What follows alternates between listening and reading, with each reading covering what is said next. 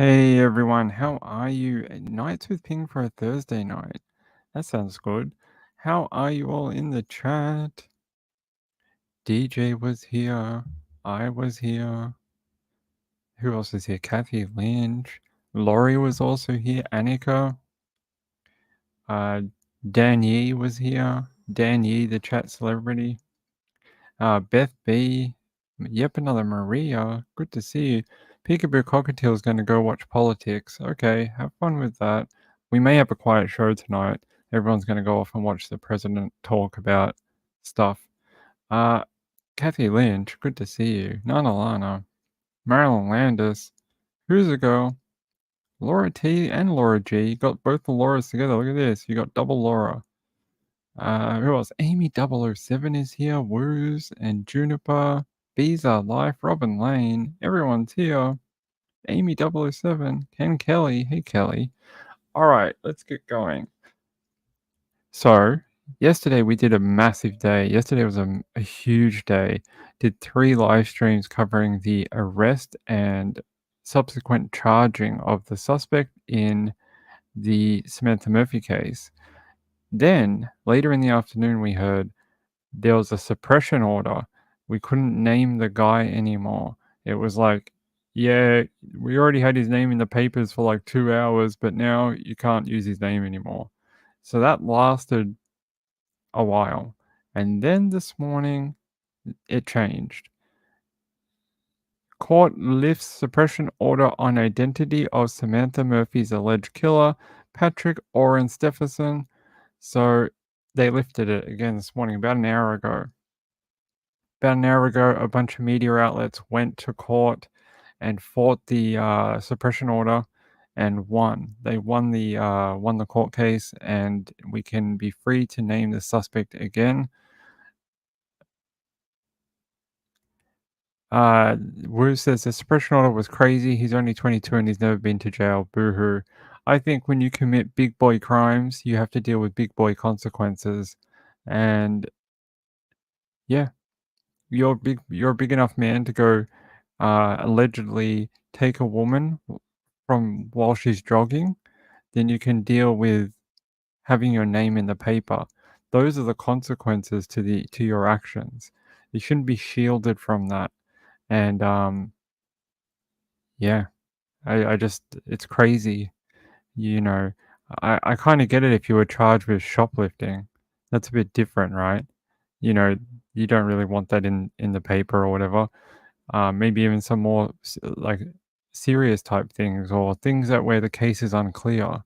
But this is different, and there was no need to suppress his name.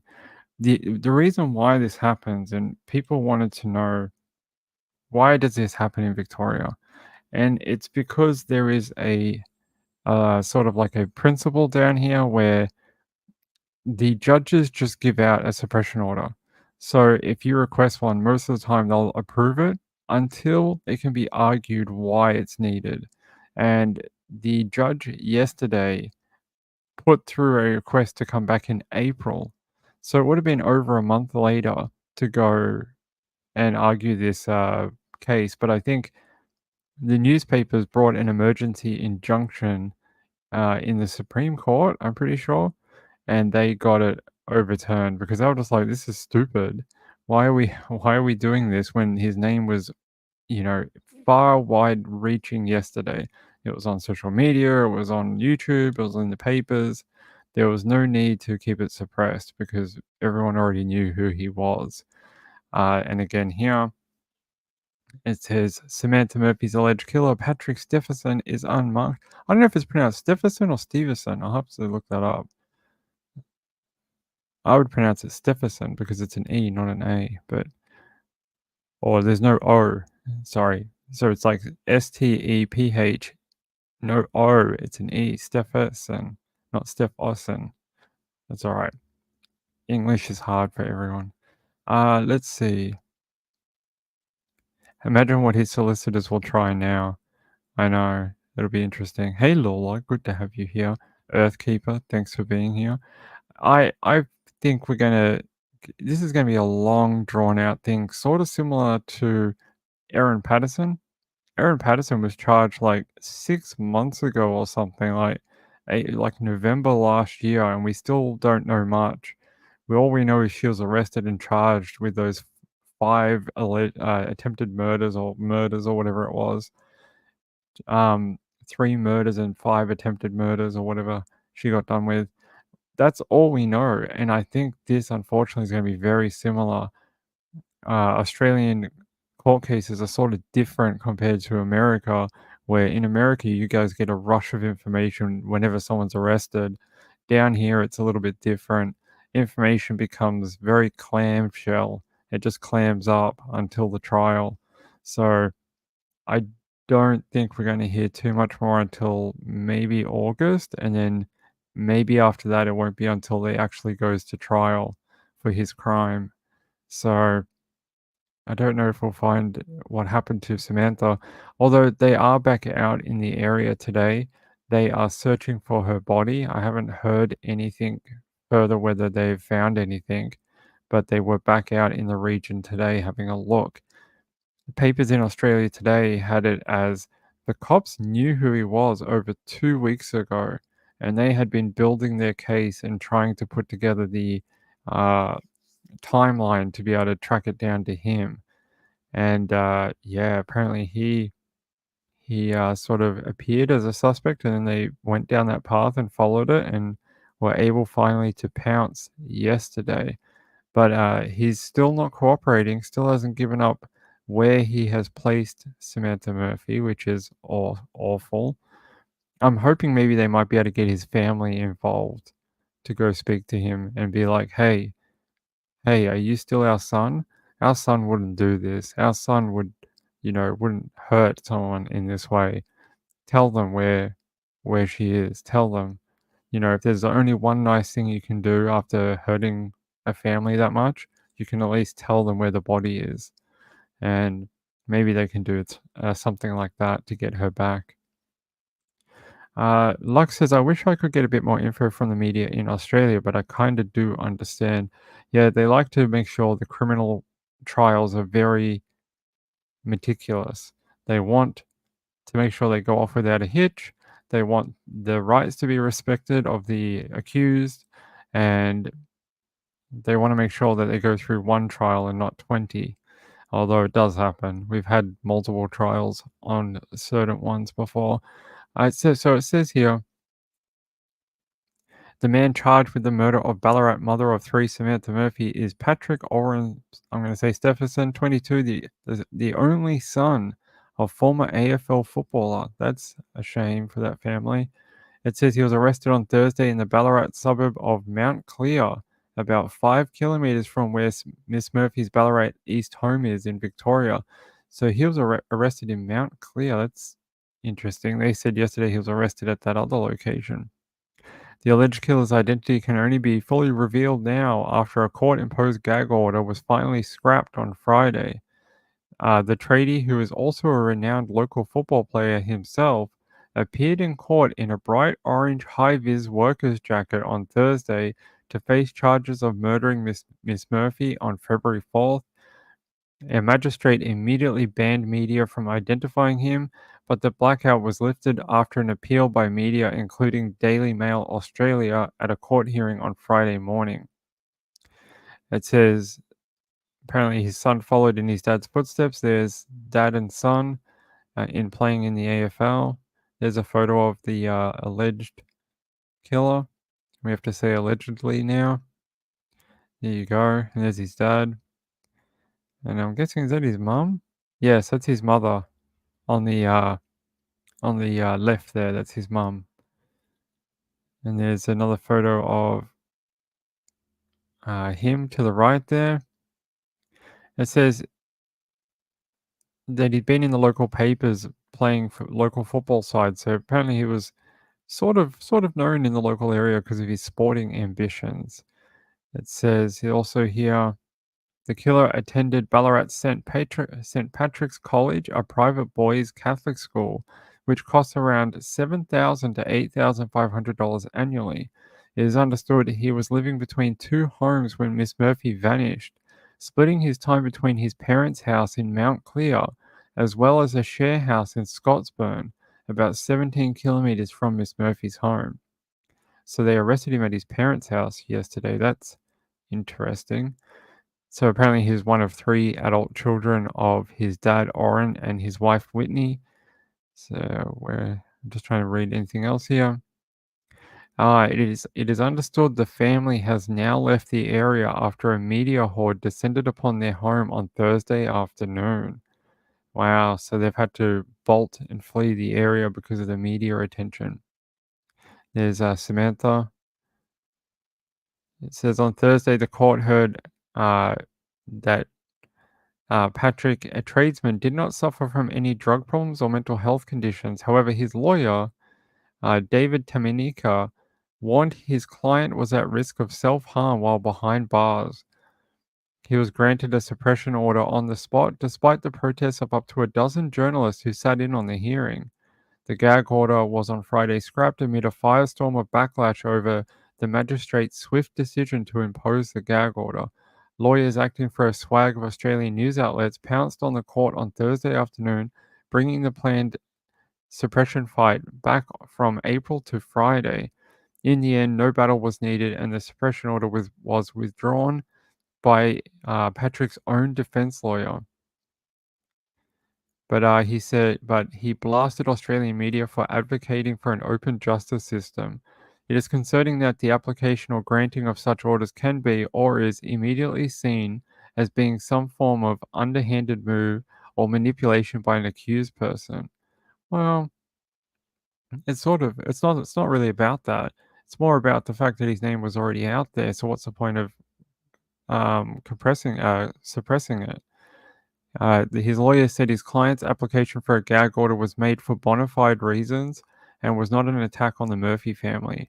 It had nothing to do with any sort of form of disrespect or disregard to the position of the Murphy family or Miss Murphy.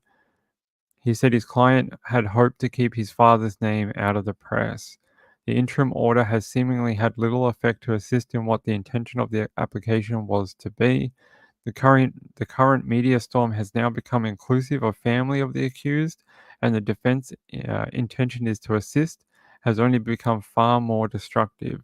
It is for those reasons that my client has asked me to withdraw the application. So they're saying the application was made because he wanted to protect his dad's and his mum's, by extension, name. Because his dad was well known, they were going to basically pick up very quickly and spread that around. Yeah, I feel sorry for his mum and dad as well. They're victims in all this too. I think people need to understand that they didn't murder anyone. It was their adult son. He's an adult. So don't go after his mum and dad. I don't think that is a clever idea. Yeah, so they're saying that the police, back when they said they had found something near Mount Clear and they were doing searches in that area, that's when they started to zero in on him, apparently. And that's where his parents' house is. His parents' house is in Mount Clear. So I'm guessing that's what they were doing. See, 2 weeks earlier, on February 22nd, police launched a new high profile ground search in the Mount Clear area following a breakthrough in mobile phone data, which led them there, they said at the time. I wonder if this was partially, yes, a real search, but two, to apply pressure to Patrick and see if what he was going to do when they started, getting close to his mum's home or getting close to his parents' home or, just in the local area. And maybe they had people watching him to see like what he was up to. Was he keeping an eye? Was he driving around, the search area? Was he looking at the police? That type of thing. It says detectives from the Missing Persons Squad led the targeted search of bush around Mount Clear, south of the Canadian forest where Miss Murphy regularly ran. And it says Mount Clear is closer to the phone tower in Buninyong, which was said to have registered a ping from Miss Murphy's mobile phone at 5 p.m. on the day she vanished. A significant number of detectives, including from the sex crimes, counter-terrorism, fraud, and armed robbery divisions, joined local police in the hunt. So there you go. There's them searching some grass. There you go. very forensically touching some bush grass. There you go. I don't know what they found there. Maybe some a leaf. They found a leaf. There you go.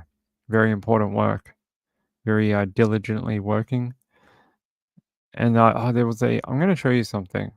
People asked yesterday, like, what are the distances between these different places? You know, Ping, we're not from the area, just like you're not from the US and you don't know the distances.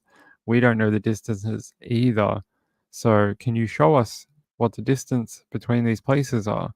And I say, yes, I can show you. Give me 2 seconds. If my computer will. Okay, that's weird. Hold on. Oh, okay. I see what the issue is. Hold on, my friends.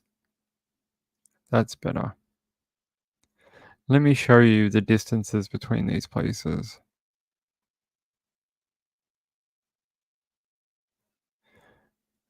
Seven. Yep.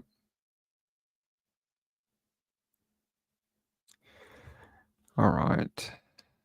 If it'll upload. All right. There we go.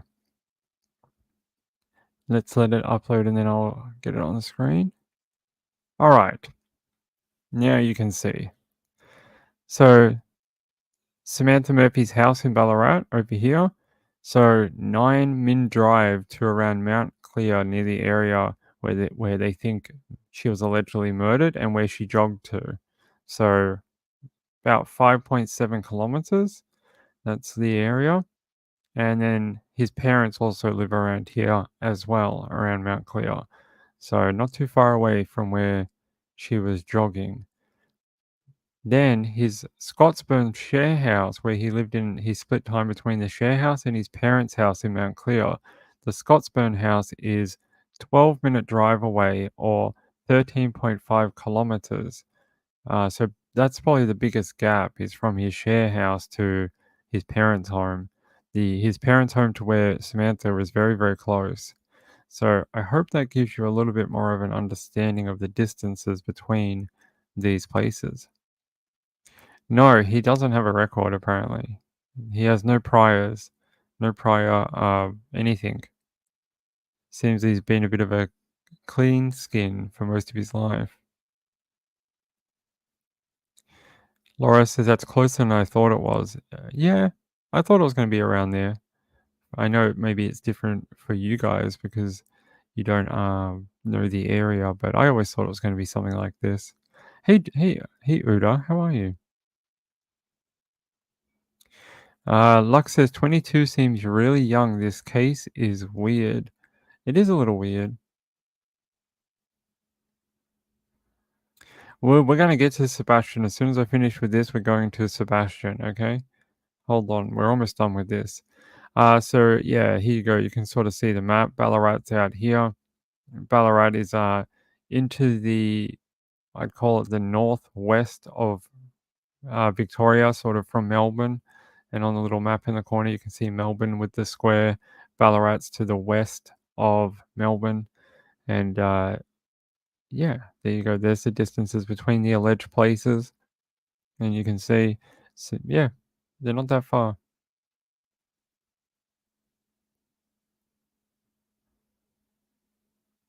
He allegedly unalived a woman his mum's age. Yeah, I know.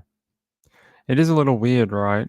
And I don't want to project anything, but I know Samantha was a little thinner, but in the face, his mum and that lady sort of have a similar look.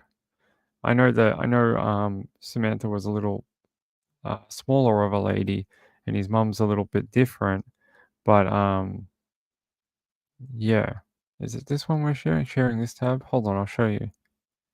So there's Samantha, and where's his mum? Here, share this one. And there's his mum. I sort of think they sort of look sort of similar. Maybe there's something there. Oh, I have to take this off the screen. Hold on. So there's his mum. And I'll show you. And there's Samantha. I sort of think they have a sort of similar look, even though they're different size ladies. So maybe there's some like a mum thing there. I don't know. It's just a random throwaway comment. I'm not sure.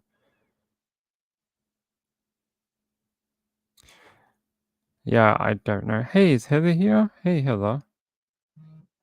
Hey, Heather. Hey, how are you? Good to see you, my friend. What did she say? Let me see. I want to see what Heather has to say. If I can find it. Where are you, Heather? Apparently you're not on my thing. Who's beeping me? Go away. Oh, go away. Let's see. I can't find you in the comments, Heather. Sorry. Oh, there you are. You're on the screen. What am I doing? Heather says he looks so normal. Uh, he does a bit. Just looks like a kid, like a young guy. Hi, yeah, hi. How are you? Vicky says good evening. Love seeing your show live. Ping always very informative. Hey, Vicky, good to see you. Thanks for your support of the show. Appreciate it. I've added your name to the end video. It's much appreciated. Doesn't look like a psycho or anything. Hey, you know what they say? Sometimes the scariest people are the ones who don't, they just blend in. It's not always the guy who's like licking windows or something. It's the guy that looks like your neighbor. It's the guy who can blend in and walk away and no one would suspect them. They're the scary ones. It's not the ones where you can see them coming with a knife or something. It's the ones who just look like everyday people. Laura G says, I'll ask him, but I feel dumb. Do your football players sustain concussions or head injuries? CTE is a real thing, and some experts thought it contributed to Aaron Hernandez's behavior. Yeah, so they're doing more research down here with the AFL and the football leagues, but it's nowhere near as advanced, and it's nowhere near as like taken seriously as other sports like the NFL. The NFL's become really big on it over the last 10 years or so. Well, basically since that movie came out. And the AFL and the NRL down here are sort of they're getting there, but it's not quite as understood as it is in America.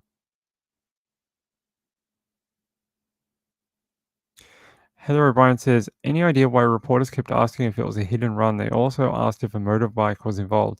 Yes, so they asked if a motorbike was involved and he wouldn't talk on it.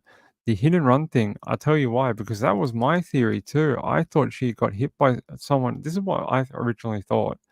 I thought she was jogging. She was going on her little jog. She was getting some exercise in like a great middle aged woman. She was trying to stay like a fit lady.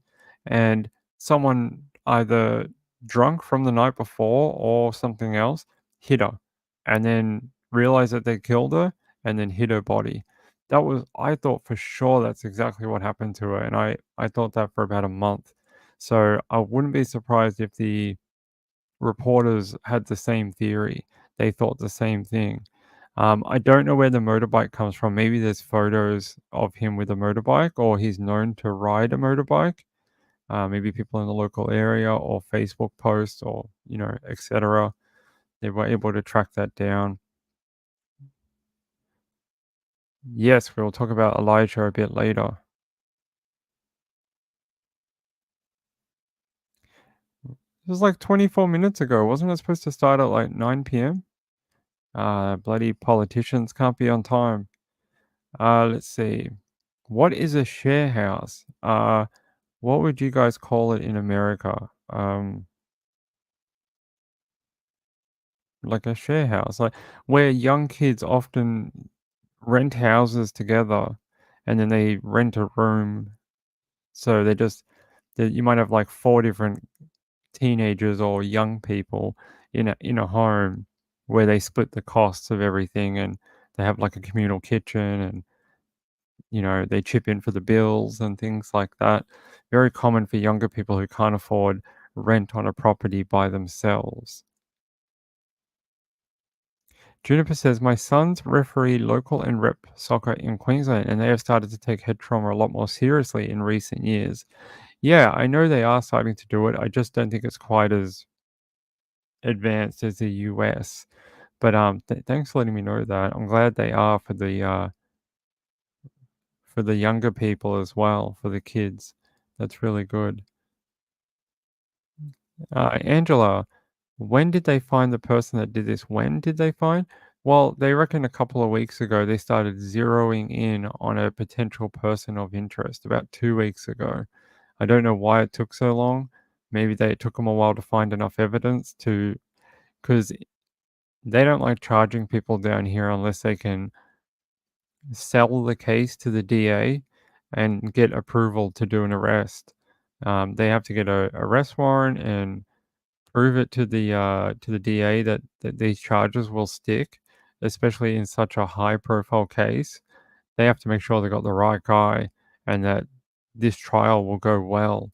So I think that's what probably took a little bit of time. I think they have known for a while that she was dead. I think unfortunately they knew for maybe longer than a couple of weeks that she had passed away. That's why they just all of a sudden turned off the search efforts. They lasted for about a week, 5 days maybe, and then they just went, "That's it, we're done." Scale it back. We're not going to continue searching for her. A co-op, okay, okay, roommates. You guys call it roommates, okay. Oh, okay, yeah. So you guys say roommates, okay. Yeah, it's called a share house down here. Heather says his friends and teammates must be stunned. Yeah, I'm saying that because the family has so many local ties to the area, especially in the sporting communities and probably charity communities in Ballarat, there's probably a lot of shocked people within their friend circle and acquaintance circle who are stunned at the developments. Or maybe some of them had an inkling. We always end up hearing from people saying, "Oh, I had a weird feeling about him for years," and stuff like that. So we'll see. I reckon we will hear a lot more as we keep going with this about him. Not a co-op. Yeah. So what normally happens is I'll just explain this quickly. It can happen two ways. Either a group of friends decide that they can't rent a property together on their own because they can't afford it or they don't have the rental references to get it. So they'll band together and they'll get four people, maybe more, maybe like two couples or something like that. And they'll rent a house. And normally there's one main person who's on the lease as the main leaseholder. And then the others are just put on there as subsequent living there. They're not really the leaseholder, but they're just recorded as being at the property. The other way they do it is someone someone may rent a property and then sublease the rooms to people. It's illegal. You're not really supposed to do it, but young kids do it. It's quite common. Danny Mitchell says share house makes more sense than roommates. Yeah, it's pretty cool. You guys should steal that saying from Australia and take it to America. Take it to America and make it the new thing. Yeah, you guys should co-op it and take it to America. Okay, let's keep going. So I reckon that's about it from Samantha Murphy today. I All I can say is that I hope they find her. That's that's the main thing here, right? We can talk about this idiot. We can talk about this, alleged awful person, but that's not the goal here. The goal here is to get Samantha home, right? That's what we need. We need Samantha Murphy to go home to her family. So as much as like this is interesting and that I'd rather be reading to you that they've found her and that she is going to go home to her husband and her children and her best friends and the lady she was supposed to see for coffee that day, that type of thing. To me, that's way more important. And I hope we get that, that news article shortly. I really do. All right. No, you guys already steal some of the sayings? Ginger Porter. Hey, Ginger Porter. That's very kind. Ginger Porter says, "You give so much info, and I love that you update and follow up on cases until they are resolved." I'm not perfect. I've forgotten about cases before, but I appreciate it. I think we read last night that they did arrest someone over that. No, sorry. That was the second story we read about the mum and the daughter. They did arrest someone in that. The one in Philadelphia, I didn't hear anything about, but I got to be honest, I didn't check. Philadelphia, because our storyline was already full for this show. We might do it at the late show, but this show is already very full. Philadelphia. So there is an update on that. I guess we could do this very quickly. Not CBS though. They're saying that there's 4 suspects wanted in connection with that bus stop shooting. I'm just trying to see if there's any new information or screenshots of the people or anything. I'll look this up more for the afternoon late show, and we'll keep going with this one. But I will look into it. All right. You guys want to talk about Sebastian? Let's talk about Sebastian. So let me pull this up. It's news. What is this channel called in America?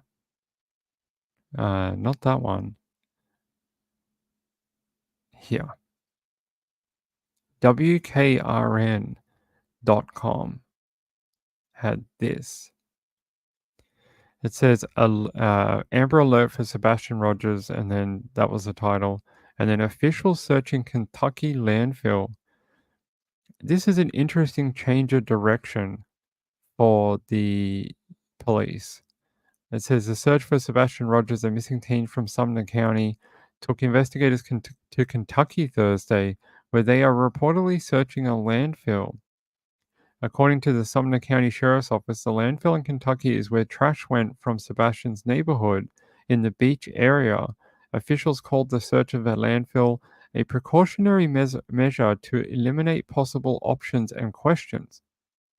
It's a very wordy response to what you could have said was, "Yeah, we're searching a landfill." What for? Oh, for Sebastian. It didn't have to be that wordy. It says precautionary measure to eliminate possible options and questions. What do you think that says to you? To me, that says, like I said before, they have changed their direction of thinking.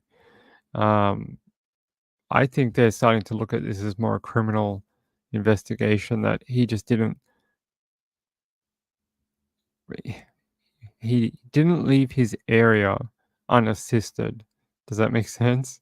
Without trying to nail anyone, too soon. I think, yeah, I think they've just changed they've pivoted in the investigation. They're starting to be like, well, we spent a week with every asset under the sun that we have, searching the water, the forest, the CCTVs and the streets and the high schools and the ice cream shops. We searched everything. We even had a plane up in the air that had night vision and body heat signature and flying around. And we had drones in the air and horseback riding and people checking their yards twice a day. And no one has seen him. No one has seen him. No one has been able to give a verified sighting. There's no proof of live video on CCTV. We're going to have to look at different things. And this is a very logical, unfortunately, as sad as that is, it's a logical next step to try and either find Sebastian or at least rule it out. And the sooner they do that, the better, because just today at this landfill, Hopkins County Regional Landfill, this landfill had trucks backed up this highway here or this road here for, you know, 20 vehicles, maybe more, and they couldn't get in because the cops enacted a search warrant. That's just one day. Imagine how many trucks come in here or every day dumping loads of people's waste and rubbish.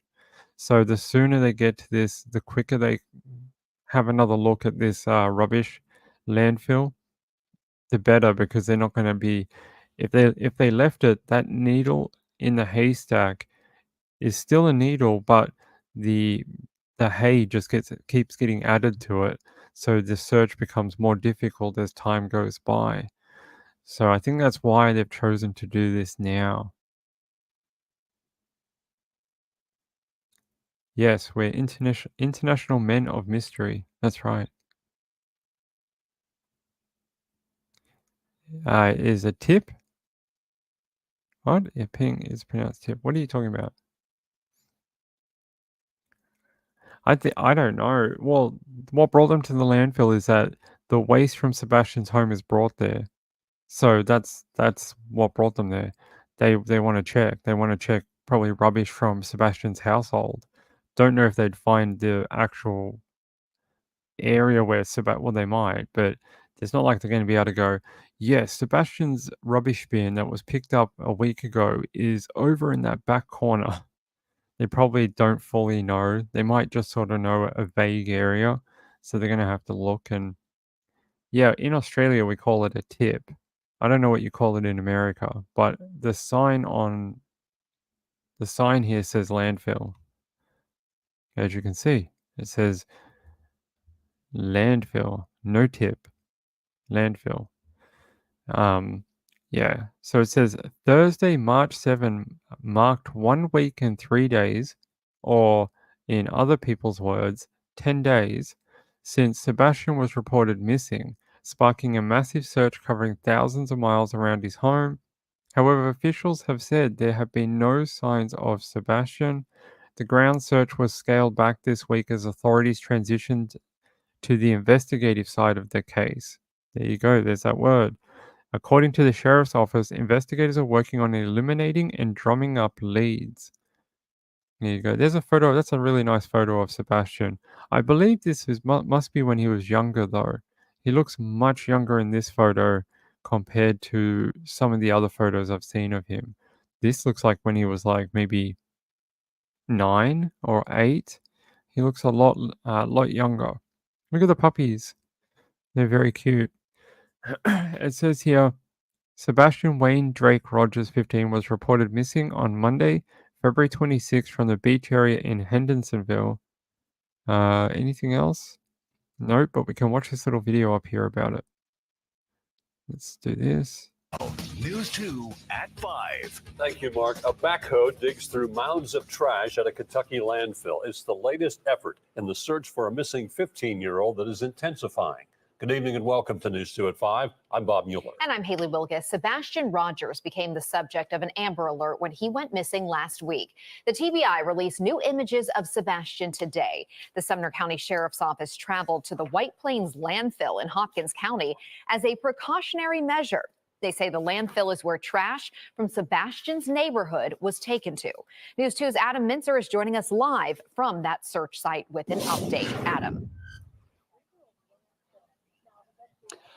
Haley, Bob, we actually just heard from the Sumner County Sheriff telling us that they were looking in a very specific location, the location right behind me with that white tarp right there and a few people moving around. As you can see, there's more activity there now than there was previously in the day. It looks like they've resumed normal operations.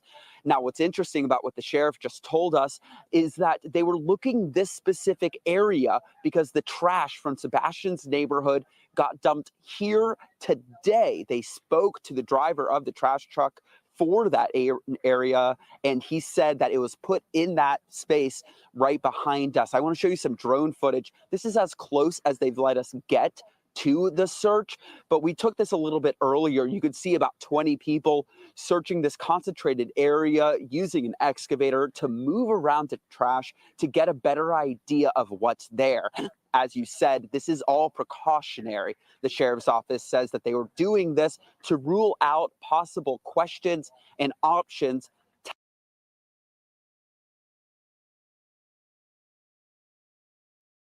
I wanted to pause it just there to show you, like, this is the type of scale they're dealing with, right?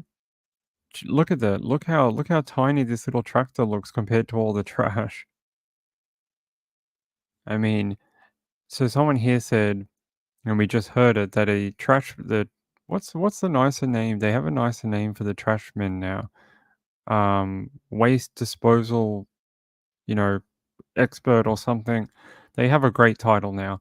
It said that, I put the trash over there, but look at they also said it wasn't just, they didn't pick up just Sebastian's parents' bin and put it right there. Look at the scale. Like, it's a lot. You imagine from an entire neighborhood. Imagine your neighborhood. That truck comes every Wednesday or Friday or whatever day it comes for you, or every fortnight down here now. Um, and they dump all the waste out from a fortnight of use or a week of use. That's a lot of trash to go through. It is a yucky job. It's a lot of stuff. And yeah, it's not as simple as just being like, oh, there's the one that's from Sebastian's house. It's hard. It's a hard job, and I don't envy the police and the other people that are going to have to dig through this giant pile of trash. I don't envy them at all. Um, Robin Lane said, my dad used to work for the Solid Waste Authority, and he said there were tons of searches at their facilities. They go out there quite often. Right. Penguin says, yeah, they know where the trash was tipped, but there's a lot of smushed trash. It's still it's literally a needle in a haystack just to find something from Sebastian's bin. It's so much. I've seen these places before.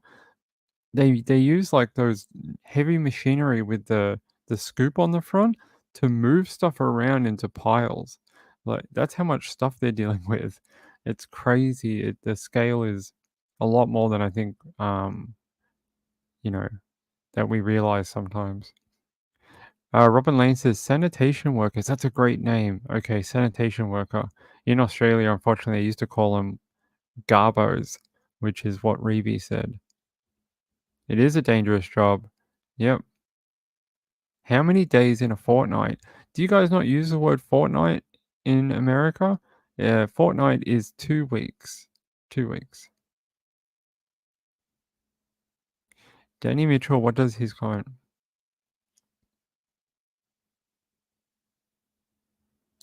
I have no idea what that means, Danny Mitchell. Danny, I bet so. I have no idea what that means. Danny made it too coded, and now we don't know. Oh, Robin Lane says we don't use the word fortnight. I've heard you say it a few times and had no clue. Okay, fortnight means 2 weeks. So if you ever hear me say that, it means not 1 week, but 2 weeks. There you go. All right, let's finish this video. But I wanted to pause that and show you the landfill and how just built up it is. This, if you're on the ground, is probably like a mountain, like a small trash mountain. You can sort of see it where the heavy machinery is here. This goes up. This is like a slant here, where that yellow truck is, or that yellow machinery. It's like a slanty kind of hill thing, and they're probably having to dig through all this and have a look. Ugh, it's a hard job. Let me put it back. Telling them where Sebastian may be. The search has been ongoing for about 10 days now. They extensively searched the area in Sumner County around Sebastian's home, and before moving here, about an hour and a half away to White Plains, Kentucky.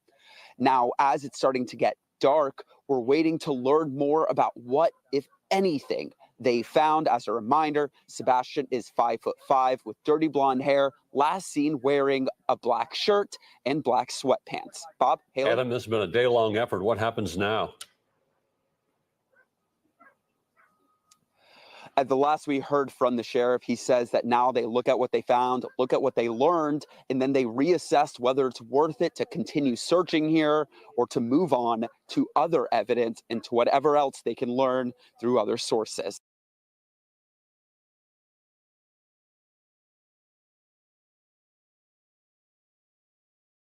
are searching a landfill this evening. The Hendersonville teenager. There's a better view for you. So, I was trying to tell you it's like a mountain or a hill. Look at this. Look where that's that yellow digger right there. And look at look at the side of this mound here. And look at the people. They look like little tiny sticks. And then you can see over in the background how tall that goes. Like it's a big search. They're going to have to really, it's going to be a big job. Siana says, question, didn't they find baby Quentin in a landfill? They found a few people. They found that there was a missing woman who was put into a bin, and they found her after searching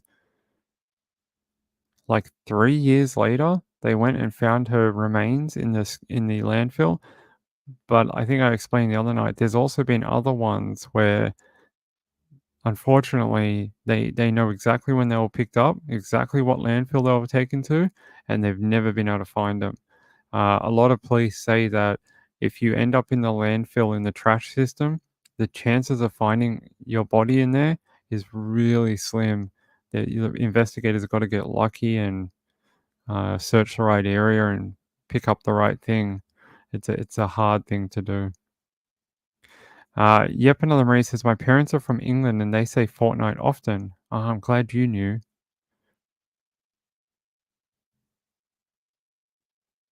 They did like a one of those like little ones where they go on their hands and knees like that. They're hard work. I don't think any of us would like to go to a tip or a landfill and get on our hands and knees and kind of like scratch through the trash to find something. It'd be very hard. Very hard. Okay. Hey Popcorn, Bad Popcorn, by the way. Good to see you. Let's watch the rest of this. I just wanted to show you the scale because the overhead shot didn't really show it. But that's much better. You can see just how huge these piles of trash get. And so even if he did point and went, oh, it's right over there. That's where I put the truck. I mean, look, you can just see just from this bit how big this giant digger is and this size of this bloody trash. Teenager has been missing more than a week now, and this has sparked that massive search covering thousands of miles around his home back here in Tennessee, too. News 2's Adam Mintzer is in Kentucky at the Hopkins County Regional Landfill and brings us more on the search officials are calling a precautionary measure. Mark, we've been out here for a few hours now as Sumner County officials continue to search this landfill for any sign of where Sebastian Rogers might be. Now, we learned this morning that Sumner County officials got a search warrant to get a better look at this landfill, and we've been here trying to look and see more about what's going on. We've seen about 20 people go up and down that hill. You can kind of see that white tarp over my shoulder. And about 20 people from Sumner County working and moving around trash, trying to get.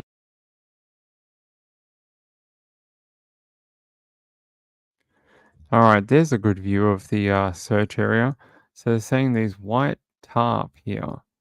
That's a huge like hole or giant mound of rubbish.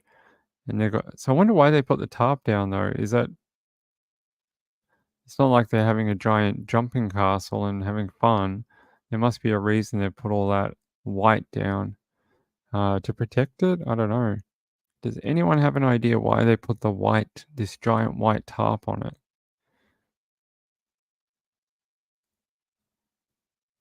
it? Precautionary measure. Yeah, that is. I think they're just trying to rule stuff out. That's what they do. So when a search for Sebastian has now failed, right? It's failed. The search is not successful. 1 week, hundreds of thousands of dollars of assets have been used. It's completely failed. So now they start going back to the like classic policing. Let's start from the inside out, and we'll start there. We'll rule out this. What are the scenarios we have in the inner? Okay, did they do this? Did they do that? We have to rule these out completely so we can move on and go to the next. So they work their way out, and out is probably the outside's probably random abduction, and the insides, like family did something. I'm not saying either one is what it is. I'm just saying that's how they operate, you know. Lux says it's a stepdad's kid, isn't it? I'm not sure. I was asking Danny. Sebastian has I guess, a step sister that lives in another state that is part of a court order right now that they were trying to get sealed. I don't know if they know each other or not. Dump the load on the top, etc. Really? That big? Wow, it's huge. I would have thought it would have been way smaller than that. Jeez, they really are searching a huge lot. Danny Mitchell says, I think they've picked something up on a Ring doorbell. Just a guess. Well, they were asking for stuff before he went missing as well. They were like, well, if you have anything from the day before, hey, you see anything from the day before that doesn't look right? Even if it's not Sebastian, do you have any weird cars going to and from? Send it in. Custody battle for like 5 years. That's a long time to be in a child court system. Kid's going to grow up and be in high school before they settle. Marilyn says his stepdad has a 7-year-old kid from another marriage in custody battle about the daughter. Yep. All right. Get a better look about what's going on. Now, we're told that once the sun sets, they will start reassessing what they're going to do going into tomorrow and to see what their next steps might be. This comes as we learned yesterday that they were actually scaling back the search for Sebastian. As you said, Mark, now this is just a precautionary measure, according to the Sumner County Sheriff's Office. They're just trying to rule out any other possibilities or questions that might be lingering as the search continues into its 10th day. Mark?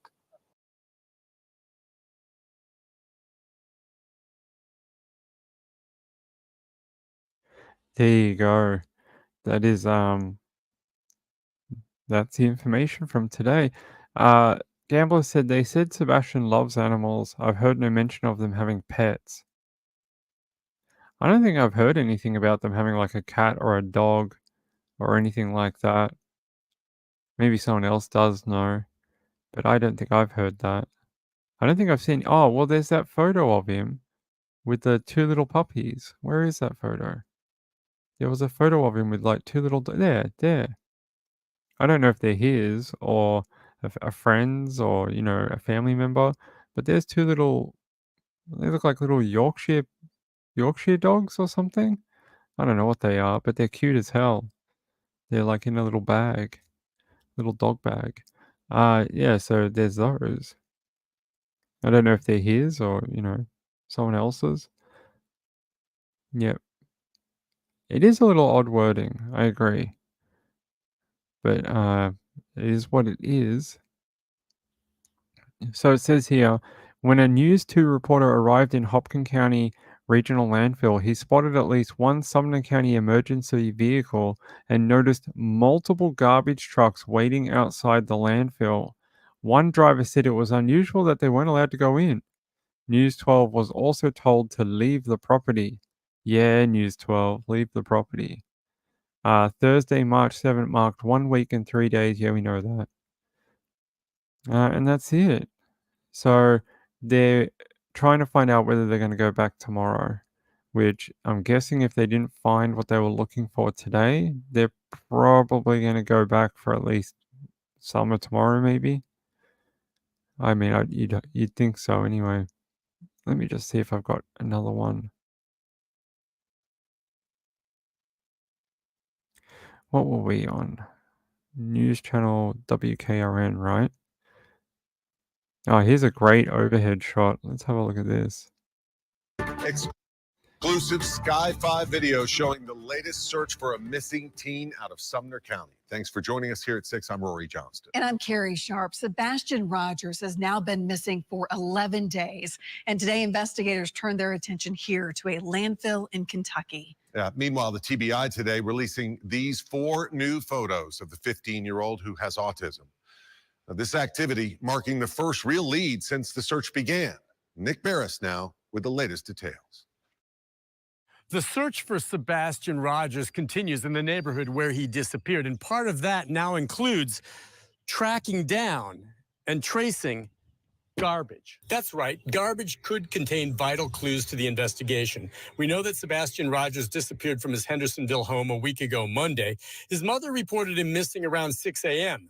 Since then, there's been a massive search effort from the air and on the ground.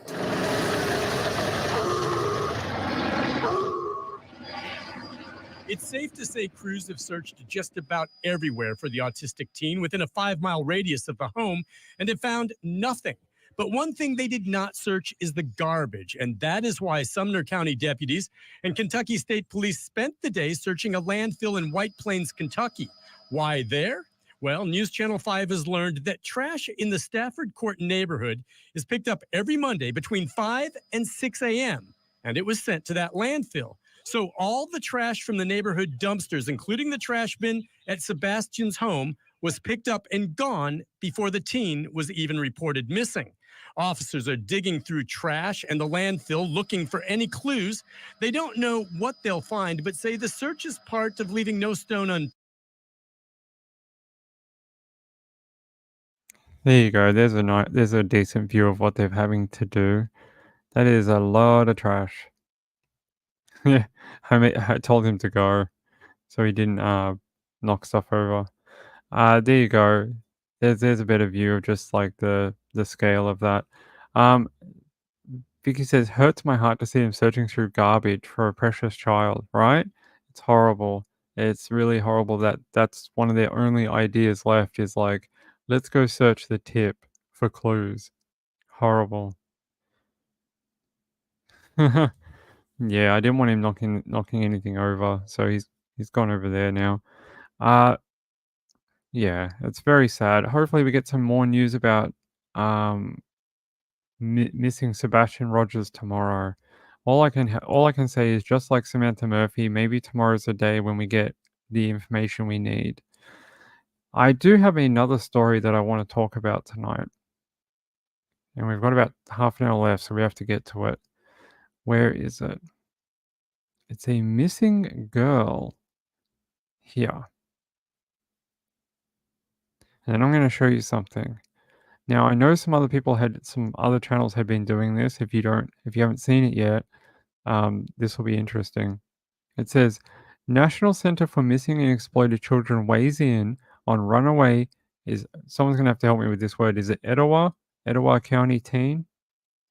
So this is a photo of her. Her name is, what's her name again? Sarah Steele. And she was last seen on Sunday wearing a blue shirt with black and white checkered pants. The Etowah County Sheriff's Office says Sarah might not be traveling alone. They believe her dog, a brown and white King Charles Spaniel named Bear, is with her. The deputies say social media may be slowing down their investigation. It says WAAY31 found one post from what is believed to be Sarah's Facebook account. It shows a note where Steele claims someone sexually assaulted her, and that's her reason for running away. Now, when I searched her name, there's not a lot that came up with this young woman, and it's unfortunate. So I'm going to show you. There you go. Etowah County, Sarah Dana Steele. Whoops. I didn't mean to do that, but that's okay. Oh, she was located safe. Damn it, ping. There you go. I had it on my list. No, it's alright, just found safe. Bloody hell. That's good. It's good news. I'd rather someone be found safe than to be like what we're dealing with Sebastian. So that's okay. I can cross this one off my list. That's alright. It was just one that we hadn't gotten to because our coverage had been so focused on Samantha and Sebastian and a couple of others that I hadn't had time to get to it, unfortunately, because we kept running out of time. And it was on my list for like a couple of days.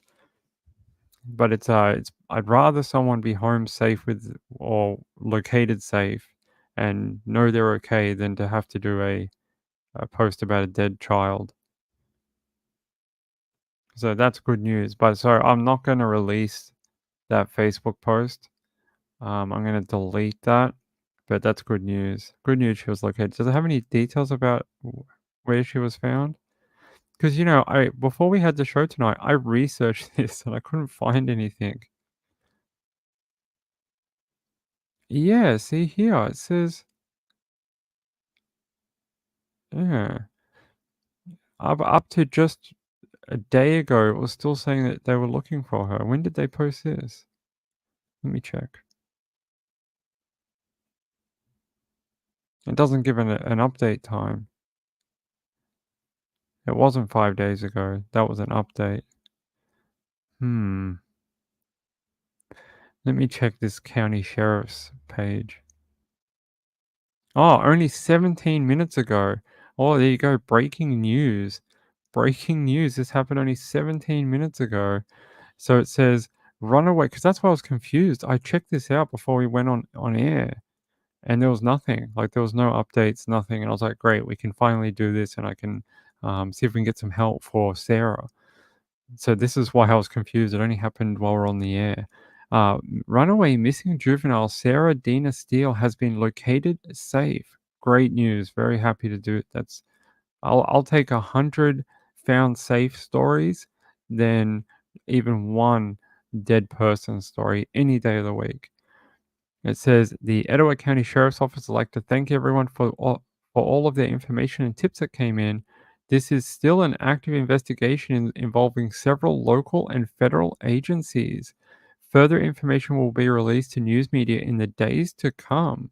Wow, that doesn't sound good. More information, because normally when they find a juvenile, right, it's just like they just ice it. That's it. It's like it's over. You don't hear anything more. They ask you to remove photos, that type of thing. Let them go and live their life as underage kids or whatever. So this is interesting that they're saying there'll be a news release in a few days. I can tell you that in the Facebook post I mentioned before, I want to protect her privacy now a little bit more, so I'm not going to go into full details until we get that news release. I can tell you that she made some allegations that were very troubling, very reminiscent of Madeline Soto. Does that make sense? She made some allegations that, yeah, were a bit troubling. I need a breaking news jingle. I do. Or I can just scream into the microphone like Lookna, breaking news, breaking news. Let's see. Rob Lane says, I can't stop looking for updates on Madeline Soto, but there hasn't been much in the last few days. I think that's going to slow down a little bit now until Stephen Stearns, or whatever his name is, Stephen Stearns. No, it's Stephen. Stephen Stearns goes to more court, different court days. That's probably when we'll find out a lot more about that. Kelly says this is probably why the police are taking further action. I hope so. She needs to be not just located safe, she needs to be safe in her own living environment, school, friends, that type of thing. So if they could sort that out for her, that would be great. Then she can move on with her life and become a young woman.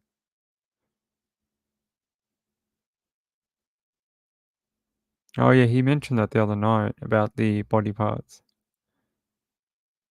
Annika says, sad life for many children. Yes. Let me see if I can. Let's see if maybe they did an update. Let's have a look. Sarah Denny Steele. That's great news. Just 10-20 minutes ago. Fantastic.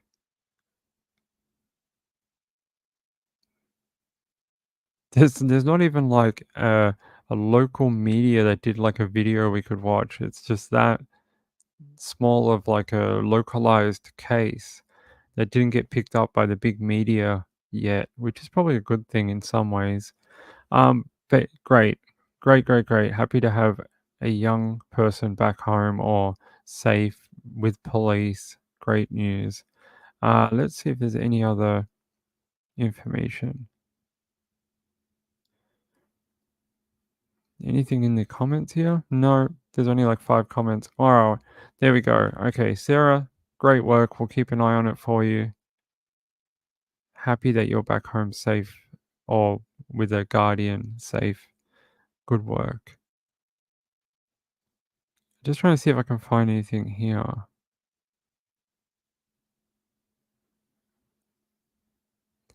Yeah, so they are investigating that letter posted on her Facebook page, apparently. They're saying that is what their investigation is looking at. Okay, that's good news. All right, let's move on. Let's move on. How long we got? About 25 minutes. Okay. Let's see if we've got our second or third story for the night. Okay. All right. Give me 1 second, everyone. Let me grab you guys another story. Oh, let's talk about Elijah before we go, okay? This is such a hard case. Poor little Elijah.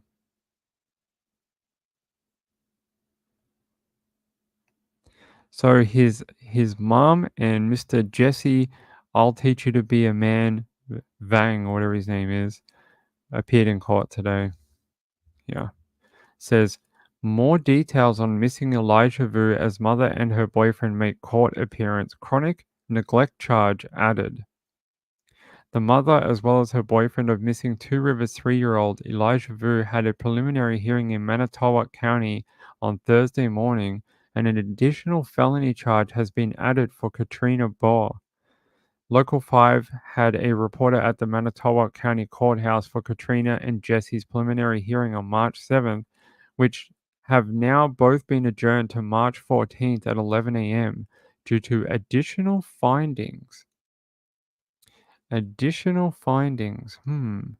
Court records that Bauer now faces an additional charge of chronic neglect of a child, party to a crime, and that her motion for a bond reduction was denied. This is not sounding good. Manitowoc County District Attorney Jacqueline LeBray noted during Thursday's court appearance that Bauer and Vang traveled around the city without Elijah on February 20th, the day that Elijah was reported missing. It was not reported what time this happened or what vehicle they were in. She has contacts in other states that may be willing to assist her depending on the story she is telling. Her story always dependent on her audience, according to the DA. At this time, rather than aligning with locating her son, she feels the need to reiterate what a good guy Jesse is and is fully defending him and his actions. Yeah, that doesn't sound great. It says the DA also read a statement from Katrina's mother, who wanted their bond to be denied. The statement also noted that her and Katrina's relationship was severed in October 2022 and that Katrina faked an abduction and ended up in Wisconsin. That statement from Katrina's mother also reported that her daughter has erratic behavior and that she suffered a traumatic brain injury in 2015. Her reputation stated that she is very emotional due to not knowing where her son is. According to Jesse Vang's court records, the public defender's office has not found an attorney to represent him at this time. Search efforts continue throughout Wisconsin for Elijah, with the FBI, DIC, and DNR all assisting in searching rural areas of Manitowoc County. On March 4th, officers with the Two Rivers Police Department revealed a vehicle of interest and asked the public to check any surveillance cameras captured on February 19th, 2024, between the hours of 2 and 9 p.m. The vehicle of interest, which is currently in law enforcement's possession, is described as a 1997 four-door Nissan Altima, beige in color, bearing a Wisconsin license plate beginning with A and ending with 0. Officers also clarified that Jesse Vang and Katrina Bauer are not the vehicle's owners. Local 5 will continue to follow this story and provide updates. Oh, that is... Let's have a look here. Update in the case of the missing child, Elijah Vu. Local 5's Timothy Leteau joins us live from Manitowoc with new details from a preliminary hearing for his mother and her boyfriend. Timothy. Shelley, that's right. Katrina Bauer and Jesse Vang were in court today for a preliminary hearing. Now, it's been adjourned for a week, though, due to some new additional findings. That new information has resulted in Bauer's charge being upgraded to chronic child neglect. Investigators have confirmed that the morning Elijah went missing, that Bauer and Vang drove around the city of Manitowoc without him. But the district attorney, Jacqueline Labrie, didn't specify the time or what car they were driving. Earlier this week, investigators announced they have possession of that Nissan Altima, which is not owned by Vang or Bauer. The district attorney also learned that investigators found an instance in which Bauer locked her 6-year-old daughter in a car for an hour in 27-degree weather while the car was off. That was about a week before Elijah went missing. We also learned that Bauer had a traumatic brain injury in 2015 that impacts her memory and behavior, according to her defense attorney, Ann Larson. We also heard an emotional letter penned by Bauer's mother that was read by the district attorney. In it, Bauer's mother, Jody Bauer, says she's a flight risk and not to be trusted, requesting no change in her bond. She has contacts in other states that may be willing to assist her depending on the story she is telling. Her story always depends on her audience. At this time, rather than aligning in locating her son, she feels the need to reiterate what a good guy Jesse is and is fully defending him and his actions. And Vang and Bauer are expected back in court next week for that adjourned preliminary hearing. We'll be expecting more updates then. We'll be staying on the story both on the air and on the web. For now, live in Manitowoc.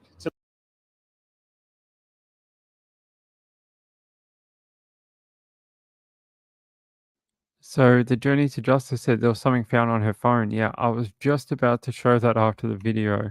So here. It's right here. It says the complaint also states that a photo was found on Bauer's phone that was taken at approximately 3:13 a.m. on February 14th of Elijah lying down on a bed. The photo showed Elijah had a blindfold over his eyes and appeared to have bruising on his jawline, neck, and upper arm on the left side.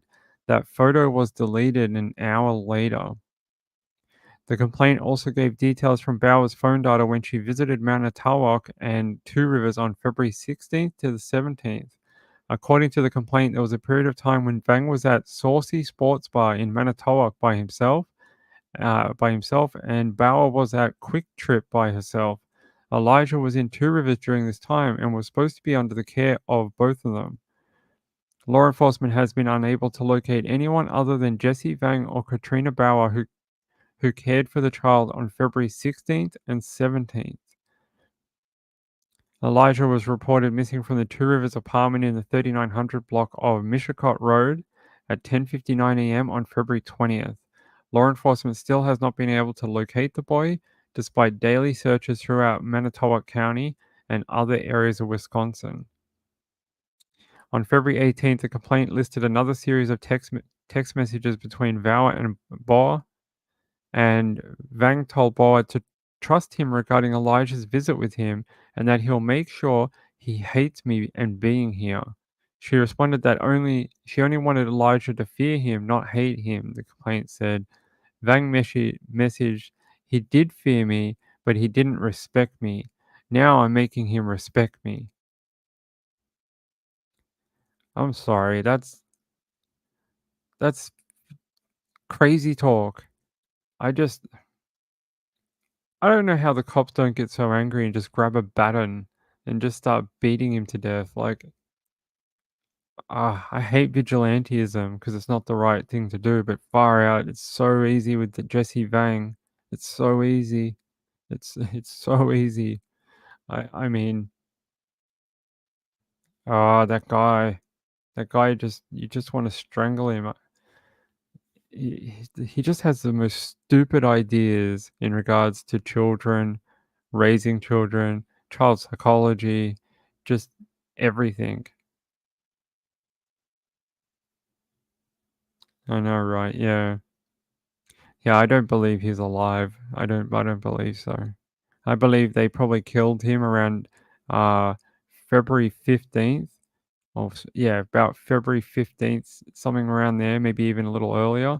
And then they spent probably like a week or so trying to figure out how to cover it up. And then he was reported missing on January 20th. It'll be something like that, I think, unfortunately. And that's unfortunate. Like I said, I'd rather have kids come home than to be found dead. I'd take that story any day of the week. But that I can't handle reading Jesse's stuff that he writes to her and that she was okay with it. And she's like, "Oh yeah, that's great. Don't make him fear you. Just make him, hate you." Like, what the hell? This is supposed to be someone you're in a relationship with, but also is caring for your children. But the other thing is, why are you letting him care for your children for large periods of time? They're your children. You care for them. Ah, she drives me crazy. He makes me angry, real angry. I don't know how all these cops, all these men in the room didn't almost just be like, there is no Jesse Vang. He doesn't exist anymore. We can't tell you why, but maybe aliens or something. But we don't know what happened to him. He just disappeared. We just have no idea. What's that? What's that over there? Oh, don't look over there. Got no idea. Yeah, 16th? Yeah, something like that. That's what I think too. Awful. I know, right? Even her own mother said that she should not be given bail. You know you've messed up in life when your own mother says you should be kept in jail. Um, yeah, that's a message right there. She let Jesse file them 2 kids on his taxes. Jesus. Oh my, just tell us where the kid is. Just tell us where you put him. That's it. I reckon they're cooked. They're cooked. Just tell us where the kid is. Stop messing everyone around. Stop wasting hundreds of thousands of dollars of city money. Just tell us where he is, because he didn't run away and he didn't run out of your apartment. Kid can't even touch the doorknob or you know the deadbolt. He was seen at oh, that's right. He's seen on that video. Right. That's the last proof of life. Right. Somewhere around there though. That's sort of what the timeline's looking like. Damn. I hope you guys are having a great, what do they call it in America? Is it state of address or what's this thing called?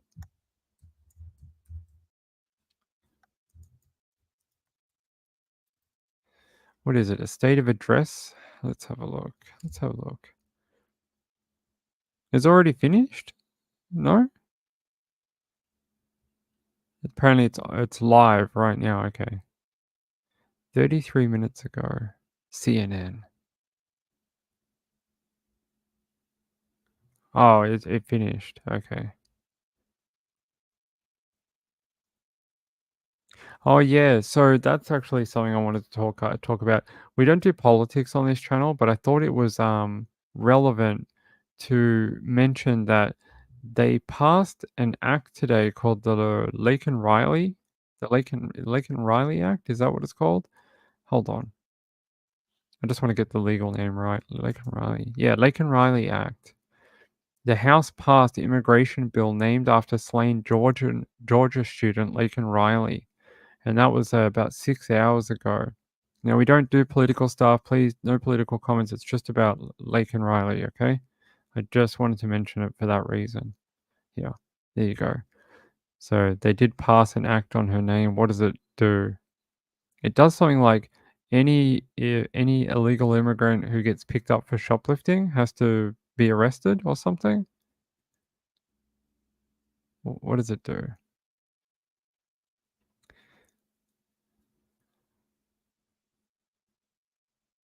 I'm just trying to see what it says. Throwing together legislation to target immigrants in an election year. Yeah, that's why we don't talk about politics. Yeah, I can't remember what it was. It was something like they have to be arrested for certain things. Let me see if I can find the actual definition.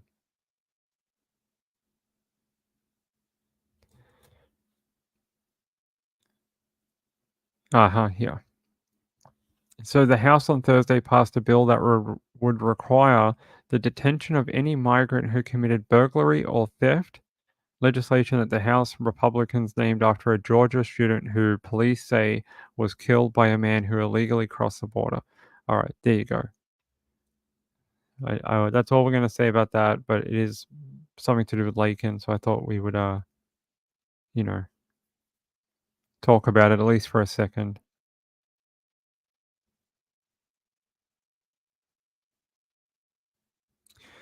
Vicky says, did the grandmother try to intervene? Bound to have known. Possibly, I don't know. We'll find out more, but I did find it was interesting that she did not want to give her bail. I think we're going to start winding up, everyone. Do we come back for a late show and do the 3 other stories I have? Let me know in the chat and the comments, and we'll see if we come back. Oh, I have... So every night I like to read people's comments from the night before. And I like to just, give people a bit of a, hello directly from me. There's people that watch on the replay that don't often get to come to the chat. So I like to just read out their comments. Hold on. Where is Hearst's comment? Let me find one of our friends' comments. Okay. So there's a woman who comes to the show every night, but she lives in the UK and she doesn't make it to the live show ever. But she always is a great replay crew member, and she leaves a comment every single night in the chat, in the comments, just to let me know that she's watched the show. Her name is Helen Howie. Helen, hey, good to see you. Hey, this is a wave from you and a high five. And thank you for being a great replay crew member. I really appreciate it. And thank you for your comments every single night. I do appreciate it. And that is my little hello to you out there. Hope you get a kick out of hearing your name on the stream. And yeah, so I like to do this every night just to give everyone a little bit of... April B also left a comment saying, another great video ping, thanks.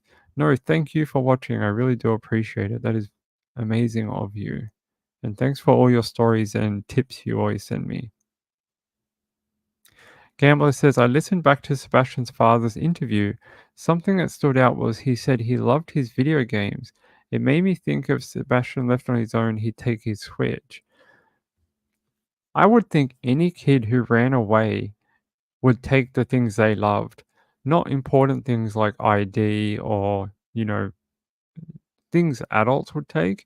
They would take whatever means the most to them. And I know kids are so passionate about their Switches because they are mobile.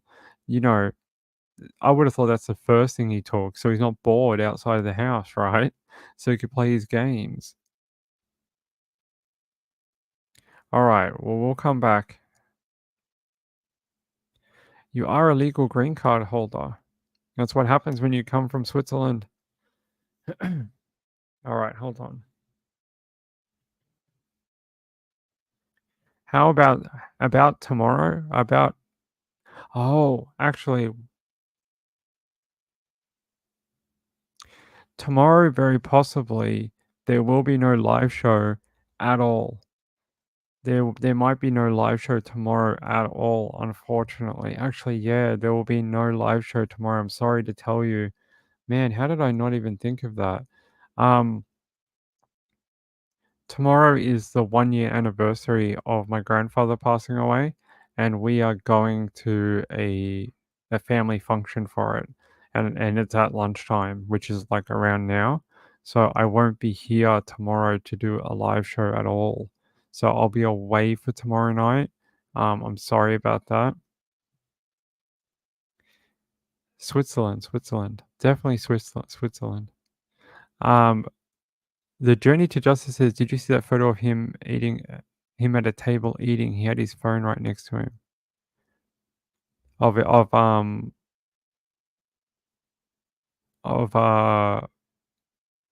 Sebastian? I've seen a bunch of photos of him. I don't know if I've seen that one though. All right. Yeah, so I love you all. We'll come back and do a late show tonight in exchange for me not being here tomorrow, okay? I'll be back in about an hour and a half. Come tune in then, or if not, catch it on the replay crew. Also, I want to thank these people. I want to thank Vicky K, Ginger Porter. Thank you very much. That's very kind. She says great work. And Heather B says for a smoothie out in the glorious sunshine this afternoon. Take care. Thanks, Heather. I really appreciate that. I will have a smoothie.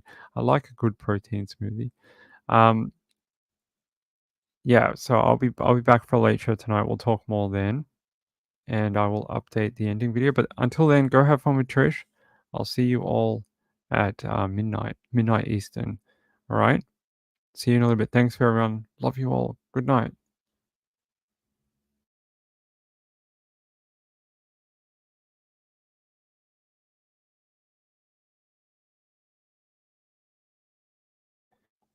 Actually, we're back for a second.